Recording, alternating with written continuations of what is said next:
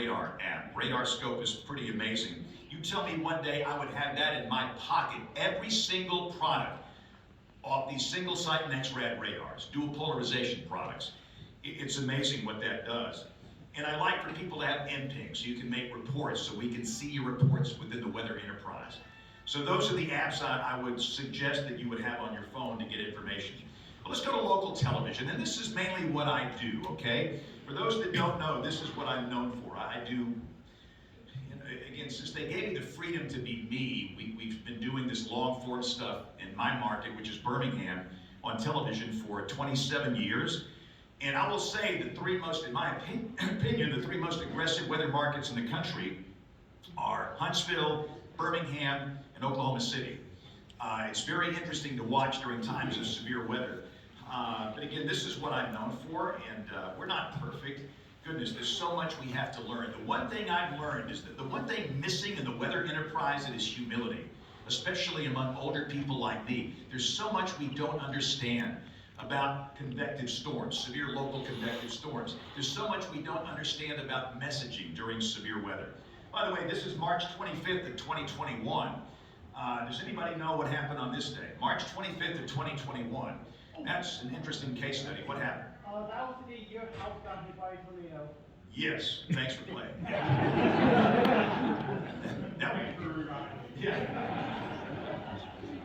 Now, in my mind, I knew that this was coming right from my neighborhood. And I texted my wife, our kids are grown, we're empty nesters. And I just immediately texted, I said, "Shelter now!"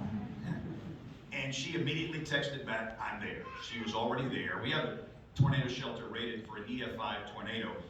And this was the distraction of a lifetime. But you just gotta keep going. This is the tornado, it's rain wrapped. And by the way, you all know that our tornadoes are wrapped in rain. This is why most people in Chicago and Denver and Boston, New York City, they think tornadoes don't happen here. Our tornadoes are not sexy like the ones in Oklahoma and Kansas because they're rain wrapped. And you can't see them because of hills and trees, and many of them happen at night. But that's a rain wrapped EF3. This is south of Birmingham. That's Lee Branch, crossing Highway 280. It came through a neighborhood minutes before this called Eagle Point. 10 minutes later, that would hit our house. This was an EF3.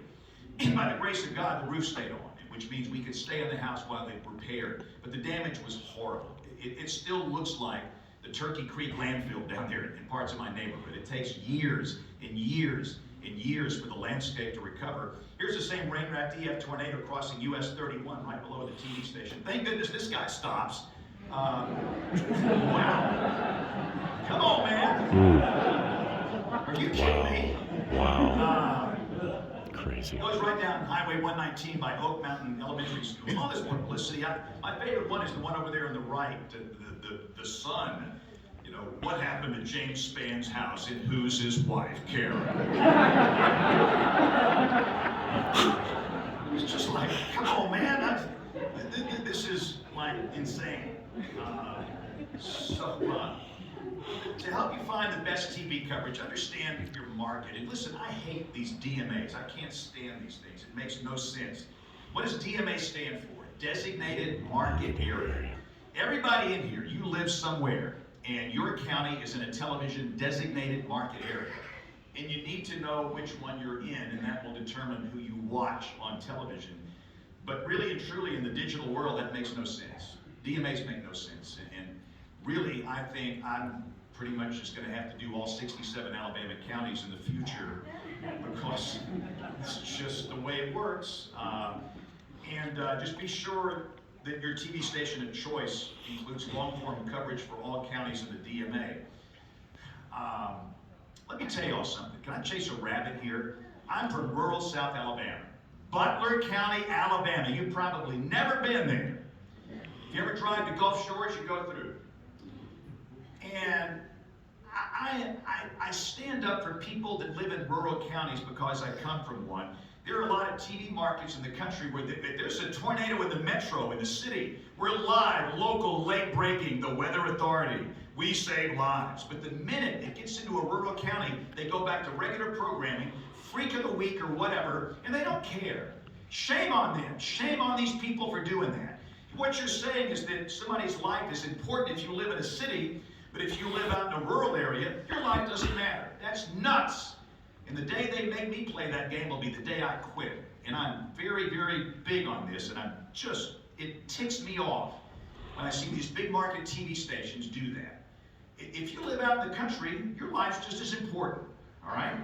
So anyway, that's TV. Let's talk about the web really quickly. Sometimes you don't need your app, you need a discussion. And I know glancing at an app is important. And listen, I'm not here to self-promote. We have a blog, yes, AlabamaWX.com, but I don't like doing that. You might find a blog that's better that you like, tailored for you. But sometimes you've got to go past that crap app on your phone. On your crap app, you get a little high-low, a little cartoon picture of the weather and a chance of rain. What is that? That doesn't communicate uncertainty. It doesn't tell you anything about the impact of the event. It doesn't. And those meteorologists that write these discussions, it does. It communicates vital information. And let me just say this, your browser is your best friend. Put the stinking apps away and use your browser. That's where I get most of my weather information. It's not a crap app, it's coming off a browser.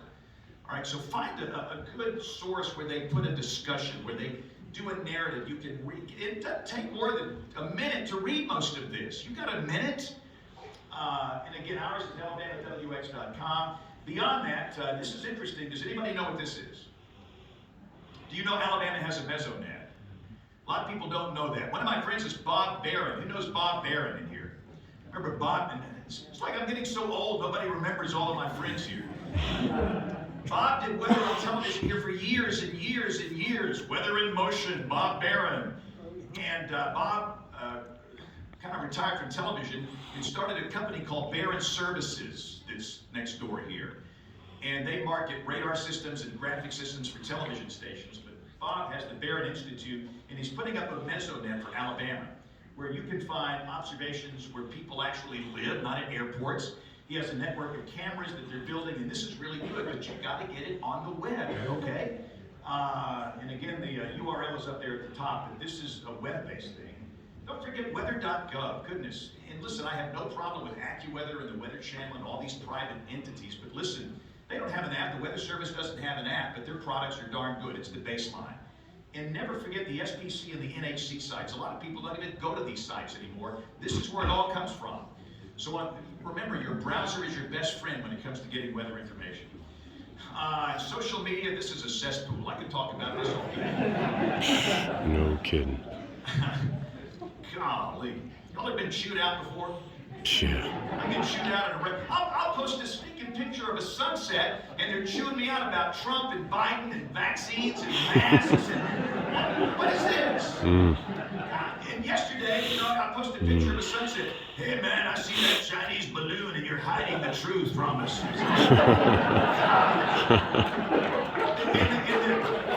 In the chemtrail, you post a picture of the cirrus clouds, and the chemtrail guys are on you. I'm not going to go down this path. I'm sorry. I'll never be invited to speak here again. Don't let this be your main source of tornado warnings, okay? Y'all know that. You know that. It's important. And listen, the images that you send to me are critical. They're my window to the world.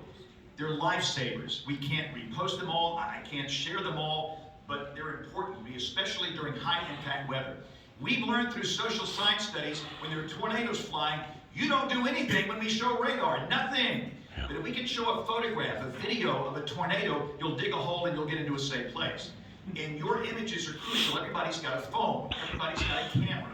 So this enables us to get all these images from people all over, which is great, but I would never use this as a reliable source of tornado warnings and critical information. But again, it serves a purpose. But now we have morphed into the TikTok and YouTube era. And I'll go back to this graphic. And let me just look. I know some of your back is arched already. You're thinking, that old man is jealous of the YouTubers. I'm not. Listen, old men can learn from YouTubers, okay? And I've been doing YouTube videos since before y'all were born in here, since YouTube started. I'm an early adopter. But what's happened, we have this new generation of TikTokers and YouTubers that are doing some good things and some bad things. And we've had some that have told me they will never watch local television again. They prefer to watch a YouTuber from Walla Walla or Wichita or Andover or from Raleigh to cover weather for them. And I guess that's okay, but I go back to that statement I made in the beginning. You can't do the weather right during critical days when you don't understand the culture, the people, the geography, and the microclimate. You can't. You need to find somebody that's been around your market for a long time. But they have developed some really good practices here, some of them. But my word here is to use caution with this stuff.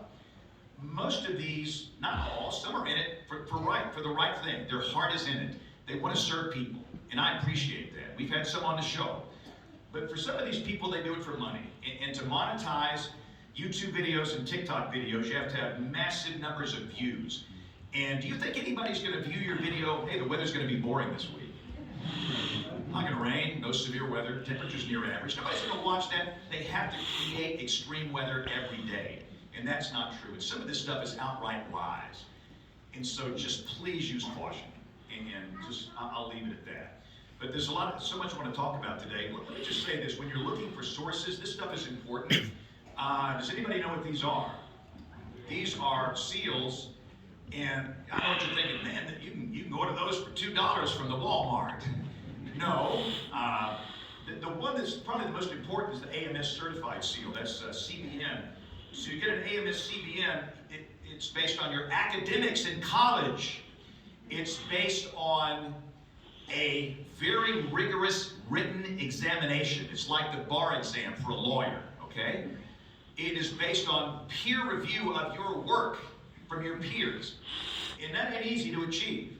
So if you see that AMS CBM seal on somebody, whether it's a TikToker, a YouTuber, whatever, television, that immediately should give some credibility to let you know that they know what they're talking about.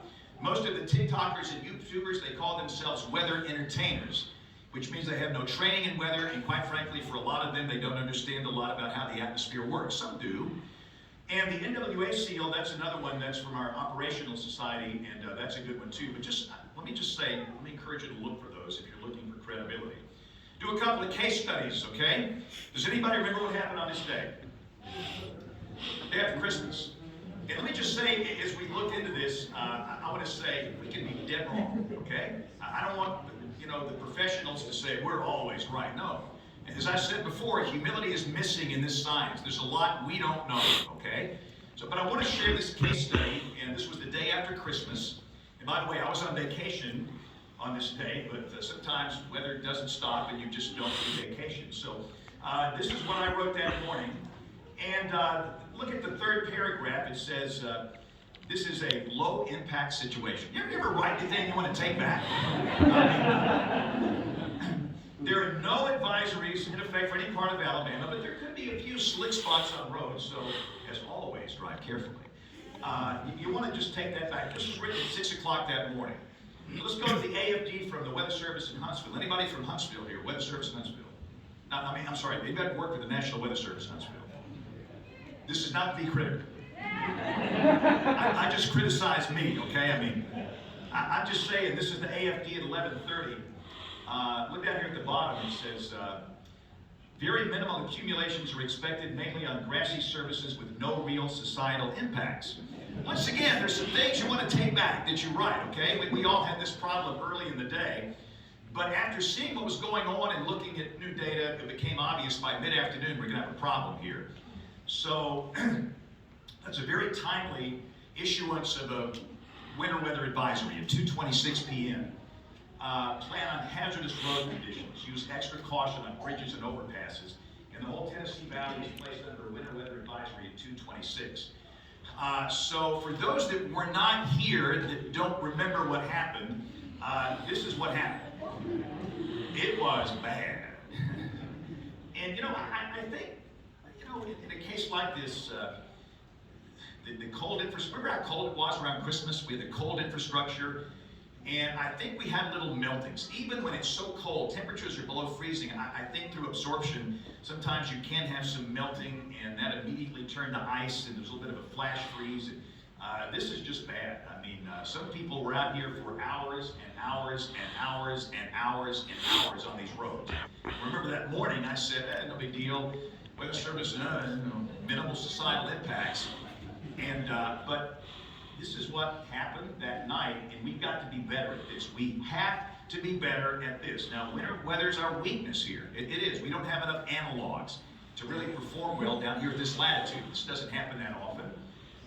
But some thoughts on this. In fact, there's more video. By the way, thanks to every human being in this room for sending me videos and pictures. It made a difference. When I can show that to people, they're not going to get on that road. I can get on there and say, well, don't be driving. The roads are icy. I'm a bag of hot air. I'm James Spann. That guy's always saying this stuff. Hey, when I show this stuff, they're going to listen, okay? But this is some thoughts on that, better messaging for us. We really needed to hit that change in the forecast. Things have changed, okay? If you're working with old information, you're working with bad information. And we have to be better at reminding people of that. The winter weather advisory needed better distribution. The Weather Service did a great job of putting that thing out. I don't think we did a good job. We did a crappy job of distributing that. Among all the media people and the social media people, we need to be better at hitting that hard. And again, the videos are absolutely critical. But that's a case where you've got the screaming message with this is what I just said. If you're working with old information, it's bad when it comes to winter weather and high impact events. All right, let's go back 12 years ago. I didn't want to spend most of my time on this, the rest of my time. How much time do we have? Okay, good, thank you. Was anybody here April 27, 2011? What happened? Right, generational tornado outbreak. And by the way, this is not new. We've had this happen before. This is graphic violence. If you're into meteorology in any way, shape, or form, this is graphic violence. I don't have any joy in watching this. I don't like to watch it, but this is a look at the supercells that formed during the afternoon and evening segment of the event. Understand we had a morning round as well, mainly with a QLCS, a squall line. Some academic pinhead decided to call it QLCS. I call them squall lines, okay? But this is what happened that afternoon. This is one that got most of the media attention nationally. That's a supercell that formed near Newton, Mississippi, and lifted or dissipated over the mountains of North Carolina. It dropped multiple tornadoes along the path. This hit some population centers, including Tuscaloosa and Birmingham. This is a map of all the tornadoes. We had 62 that day. Anybody here from Marshall County? What y'all do to deserve that? Whoa, come on now. They weren't the big ones, but man, let me tell you what, that was a swarm. And of course, we did have number 37 out of Coleman come through Marshall County. It was a true tragedy. I was at the head of the MCV. That's a map of all. Marshall The County. first of the day was up around Waterloo. The last was down in Enterprise. That's the Enterprise in Chilton County near Clanton. This is, again, one of our EF4s that day. This is one that came through Tuscaloosa. I don't have any joy in this. I moved here when I started 5th grade. I told you guys I'm from Greenville. My father abandoned me when I was 7 years old. He walked out one night, he never came back. My father never said goodbye, have a nice life, or see you later. He was gone. Never paid a dime of child support. I know what it's like to be broke. I know what it's like to hurt. I was dying on the inside. We had to move away from my beloved home of Greenville to Tuscaloosa when I started 5th grade. And there were some wonderful people here that loved us and encouraged us and helped us. And it was me and my mom. I'm an only child. And we made it. And it was hard, but there were some people that helped us, and so I don't like to watch this. This is from John Brown and Mike Wilhelm. Some of you know Mike. He passed away a few years ago, and that broke my heart. Mike was one of the greatest guys in the weather enterprise we have in this state. But this is some of their video from the ground. But the numbers on that day, we had 62 tornadoes. And this number is inexcusable for anybody in this room. Anybody. 252 people died on my watch. And these were precious people that died. We had 2 rounds of storms. We had the morning round, we had the afternoon evening round, and there were excellent warnings for every one of them. And the physical science could not have been better. 3rd graders could have issued these warnings. It's not that hard when you've got a day like this. The hard ones are the QLCS tornadoes in the middle of the night that last for 3 minutes, okay? But we learned on this day that maybe we're not as good as we think we are. And I go back to what my theme in this talk, humility is missing in this science. We've become a bunch of big-headed egotists that think we're important. No, we're not. And we don't know a lot, and there's a lot we have to learn. This is Danielle Downs. She was 2 weeks away from graduating the University of Alabama. She was going to move to Pensacola, become a social worker. She was killed April 27, 2011. As was Will Stevens.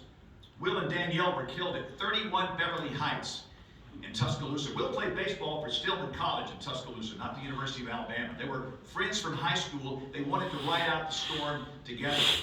And also at 31 Beverly Heights was Lauren Brown. All three of those kids were killed April 27, 2011. Hey, tornadoes affect real people at a real place at a real time. This is serious business, okay? I will often drive by 31 Beverly Heights in Tuscaloosa and think about these three young adults that had their whole life in front of them. Lauren was at Shelton State. She was about to transfer to the University of Alabama. This is a note I received from Lauren's mom, Ashley Mims. We've become good friends.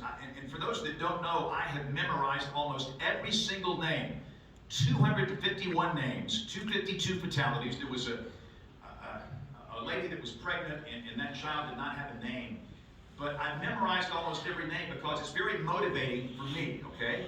But Ashley sent this note, this was several years ago. It was a severe weather day. We were having a threat of tornadoes and severe storms. Of all days to have bad weather, this is Lauren's birthday. But if people don't forget the faces like hers that we lost, maybe they will remember to take it seriously. And I said, can I post this publicly? And she said, yes. And I think that message got through. And again, James Spann's a bag of hot air, blah, blah, blah. When you see that, you're going to take that seriously. A tornado went through Jacksonville, Alabama. That is a college town. Yeah. And nobody died. Now, they were on spring break, yes, but many students were still there. The town, of course, was there. And despite that going right to the middle of town, nobody died because people heard the warning, they knew what to do, and they took it seriously. And I think that message had a lot to do with that. Everybody in Tuscaloosa said Miss Minnie Ackland had the best smile in the neighborhood. She was killed when her car was lofted on Interstate 359 in Tuscaloosa. Why was anybody driving? Apparently she was listening to gospel music in her car and she never heard the warning. We got to do a better job of getting warnings in cars. The car manufacturers have no interest in getting a little something on the dash that represents a tornado warning, and they've got to do better. We've all got to do better. This is Angel Stillwell. She was a sixth grader at Pleasant Valley School in Calhoun County. She lives in Knighton's Crossroads. You don't know where that is, and you probably don't care, but I do. And she was killed April 27, 2011. For those that don't know, I'm in a school every single day. I was over here at Madison Academy and St. John's Catholic earlier this week on Thursday. That's what I do. I love to teach kids. Adults have no sense of humor. You guys are hard, all right? Kids are great. I mean, adult crowds are really tough, all right? But I've been in that school so many times. I some bricks in the building, and she lost her life. The memorial is still there. This is Haley and Mikey Kreider, and again, these are my people. They went to school at Concord Elementary School. They were killed along with their mom on April 27, 2011. Miss Bessie Brewster, everybody says Miss Bessie had the best smile in Pratt City, which is part of Birmingham. She's a retired nurse, and she was killed April 27, 2011. Jonathan and Justin Doss, they lived in Cordova, Alabama. Y'all ever heard of Walker County? Yeah. You know, I go back to what I talked about choosing a source that's going to take care of you if you live in a rural county. You know, it's a rural county, and I hate haters.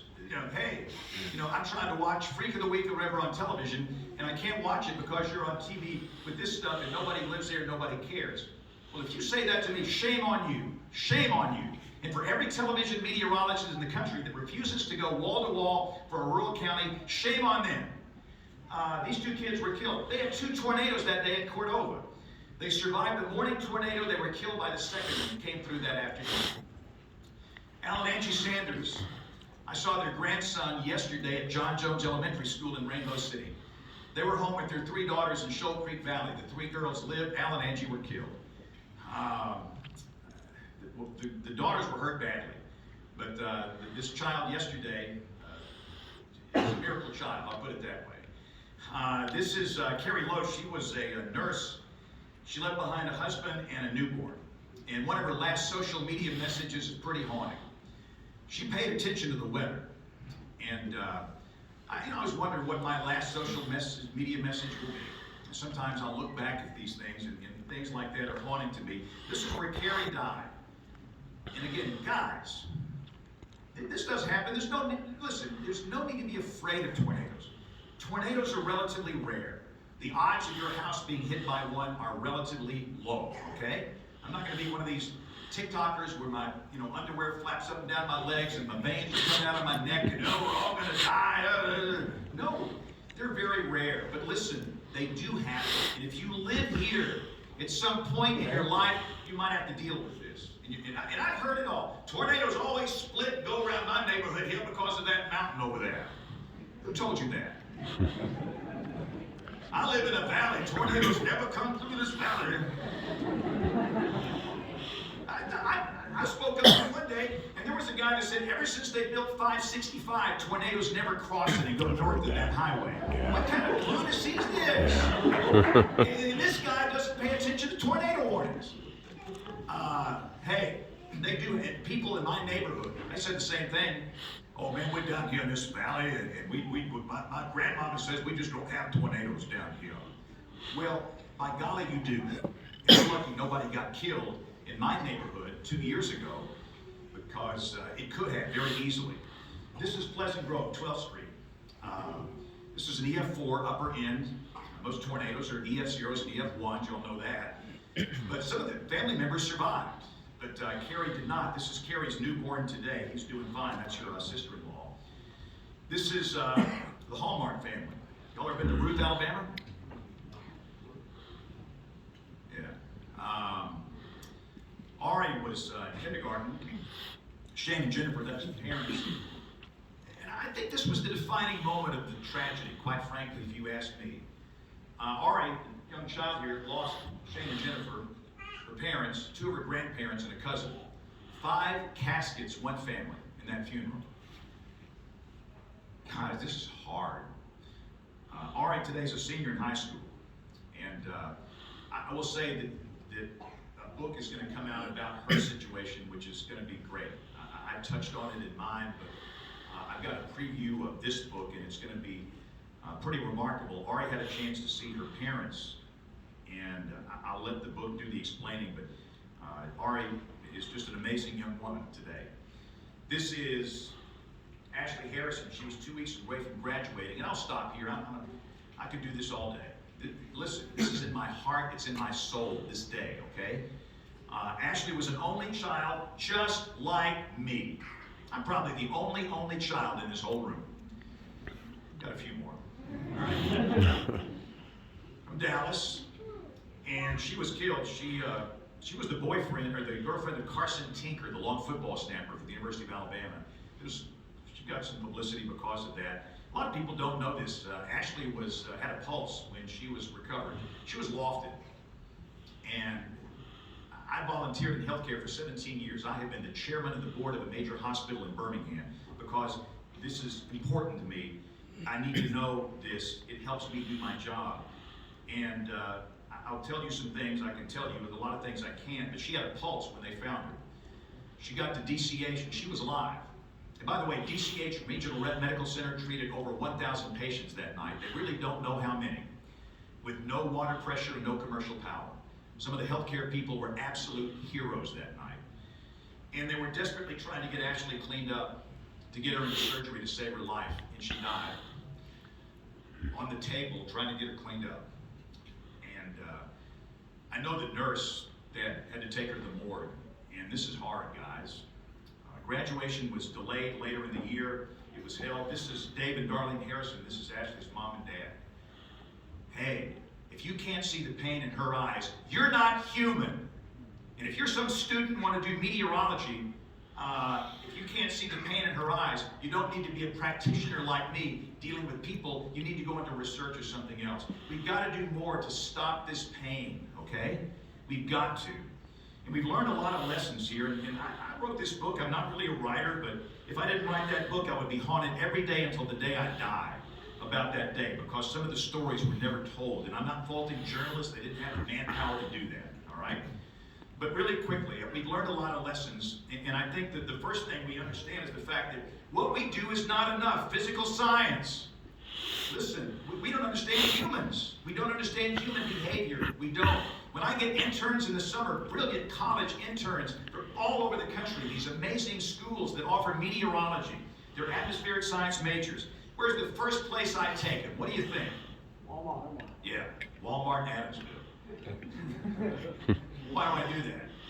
Because for a lot of these brilliant young, and by the way, if you're a student here, I love your generation. I love your generation. So much better than mine. You work hard.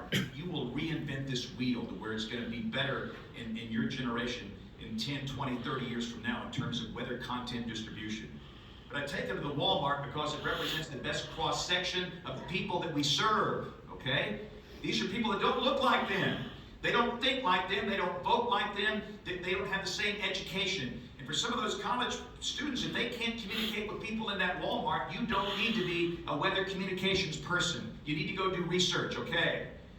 We have to reach everybody, and that's an important part of this. And these social scientists have stepped in to help us. We now have an interdisciplinary approach with physical science and social science. They've been heroes to me. I've learned so much since this happened, okay? What's the number one reason people died April 27, 2011? What is it?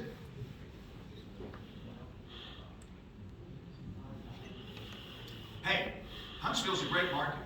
Brilliant people here, very educated people here. I could go to some of the CEOs of some of these big high-tech industries around where we are here, and you know what some of those people will tell me, these men and women? I'm always going to hear that siren. No. If you think you're going to hear a siren before a tornado, you have no hope. Okay, now I'm preaching to the choir. We got a bunch of weather dweebs in here. Dweebs, nerds, dorks, weenies, all right? That's who you are. You're not going to do this, but my request for you is to tell your friends, never, ever, ever think you're going to hear a siren. That's killing more people in this state than anything else, okay? That this stuff is a product of like World War I. And here we are using that to warn people about tornadoes. And listen, they serve, I can see some of you, right? I can read you like a book. Some of you, your back is all arched. I hear them all the time. That guy's full of crap. No. I might be old, but I know stuff, all right? We figured it out the next year, I did. January 23rd of 2012, the year after the super outbreak. I don't need to look at Christina's picture because I can see it when I close my eyes. Christina Heichelbeck, she was a high school student at Shades Valley High School, IB program, brilliant, whole life in front of her. Only child, just like me. She was killed during an EF3 tornado the pre-dawn hours of the 23rd of January 2012. The warning was in effect 37 minutes before she died. The grieving father said the family didn't hear the what? Come on! I'm done with them. You think they're precious and you think they're sexy and that they're the greatest thing and you're always going to hear them? It killed her. It killed that 16-year-old girl, okay? I could go on and on and on about this, like all this other stuff, but we've got to stop that. And yes, they serve a purpose. Sirens reach a limited number of people where? Yeah, outside. Not in your house, in your business, here. Oh, yeah, I hear them all the time. Yeah, you hear them when they're testing them on a sunny day. What about 4 a.m. during a raging storm? The siren could tell that it killed her. And listen, I'm not throwing her parents under the bus. I know them. Daryl and Carol Heichelbeck. I am rooted in the culture here. I know these people, and they want me to tell you this. They would rather be here talking to you themselves. Instead, again, I'm a bag of hot air. Daryl and Carol want to be standing right here with tears running down their cheeks, begging you to stop it and help us spread the word because the siren mentality killed their daughter, okay? And we're starting to see a lot of traction on this now. A lot of communities have decommissioned the sirens, and of course everybody gets all mad. But take the money you're using on these sirens and give everybody a what? Yeah. I love being around weather dweebs. This is great. I feel so much at home. What percentage of Alabama households have one of these? We think about 8%. 8 out of 100. Everybody here's got a smoke alarm. It's the law. Now you got one because you're a weather dweeb, but most people don't have this. And again, most everybody says, hey man, I got my phone. It goes off always before. What's the first thing that's going to stop working during a tornado emergency? Is cell service. Your fancy phone becomes a brick. Ah! You can't check the gram. You can't get on the talk. You can't check the tweet or the face bag, okay? It happens. Life goes on. This has nothing to do with a cell network. It is an independent RF network, and it's good. It's old school, but it's good school. And please help us spread the word to your friends, okay? And then when it comes to your phone, again, we talked about apps earlier, but I would encourage everybody to have WIA turned on. What is WIA? Wireless Emergency Alerts. Every phone sold in America has WIA active. That's that loud tone out. In Alabama, you get a WIA alert with basically three things: for tornado warnings, upper end flash flood warnings, and what else? Amber alerts. We have heard that most people in the state have turned it off. Why do you think they turn it off? They don't like receiving amber alerts. Now, what's the matter with people? If a child is missing, don't you want to help find the child? What have we become? It's unbelievable. Guys, leave that turned on. That's that loud. Apps can't make that loud tone out. Now, it will make you pee in your pants. It's loud, okay? I was in school the other day down in Linden, and that thing went off, and woo! But you will not miss it, okay? So, number two reason people die is this. And again, I'm probably more qualified to speak on healthcare than most. I'm not a clinician. Don't claim to be one. Don't play one on television, okay? But I'm around them every single day. For 17 years, I've volunteered in healthcare at a very high level, and I spend a lot of time with ER and trauma docs. I do. And they will tell you this is how most people die. How much time we got? Okay, I can see. He's over there. So I'm like an old preacher, man. I get wound up. We'll be done in 4 minutes. This guy's good. These red lights come on, I just go right through it. Hey, y'all ever been to a Rotary Club? If you ever speak to a Rotary Club, they've always got one designated guy in the back. At 12:58, they'll stand up and do this. Those guys say, you can talk all day, we're out of here at 1 o'clock. I mean, you know, so, no, I'll be through it, I'll stop here, but most people don't use helmets during tornadoes if you're in the polygon. And again, this is not just me. This is some really good peer-reviewed research from UAB in Birmingham. And I knew this. And you know, April 27, 2011, watch that YouTube coverage. Watch it. It's all out there. How many times did I tell people April 27, 2011 to wear a helmet? Not once. Shame on me. The lack of that killed people that day. And I knew it. This is Nathan Seals. He was 8 years old. He was killed April 8, 1998 by an F5 west of Birmingham in Rock Creek. And he played baseball, and the treating physician said that if the kid would have had his baseball helmet on, he'd be alive today. That's his funeral. And again, listen, guys, your TikTokers and your YouTubers, they're not ingrained in the culture like your local television people that love people and have a servant's heart. I love to get to know people that have gone through this. For those that allow me to be a part of their family, this is the Seals funeral. The dad down there, the whole family was lost, a family of 5, lofted. It's violent. It's stuff that I don't like to talk about. But 4 of them lived. Nathan did not. Matthew has a broken back. He'll never walk again. Well, this is a miracle. Christy, the mom, had a punctured lung and 2 broken legs, and 2 siblings were beat to a pulp, but they survived, being aloft in an EF5 tornado, which is a miracle in itself. But this was one of the hardest funerals to watch over the years of my watch. And again, all the treating physicians said that if Nathan would have had that batting helmet on, he'd be alive today. We think on April 27, 2011, over 50 people would be alive today with a simple, cheap Walmart bicycle helmet, batting helmet, football helmet, motorcycle helmet. And it's not just for kids, it's for older people too.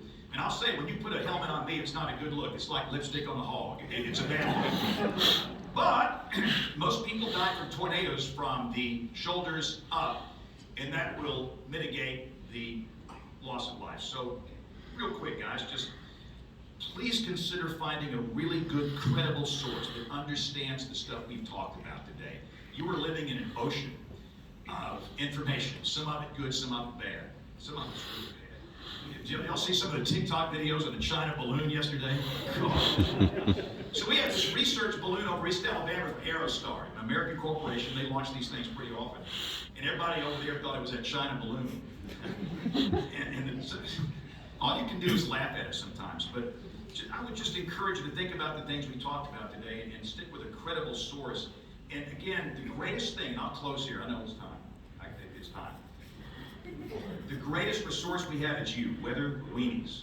Really, weather enthusiasts that pay attention. Because most people in your family don't. You know what I mean? Nobody else in your family's here at 9 o'clock on a Saturday morning listening to some guy jabber for 50 minutes about weather. But you can help us by letting them know if they're in a polygon, if you know a friend, a neighbor, somebody that you know, a relative, they're in a polygon, call them or text them. The social scientist said, you're missing the greatest resource that you have, and it's those people that do pay attention. And you can, and you will find a reliable weather source, and if you know somebody's in danger, supplement what we do by calling them or texting them. People are busy, they don't watch the weather all day, everybody's busy. And you can be a big part of the warning process, and you can be a hero. So thanks for everybody for paying attention. Thank you guys for listening today. We're going to do a book signing for the books. We've got the April 27th book, Weathering Life, which is about me, and the children's book, we'll be doing that somewhere around here. So anyway, all right guys, thank you all. You'll have a blessed day.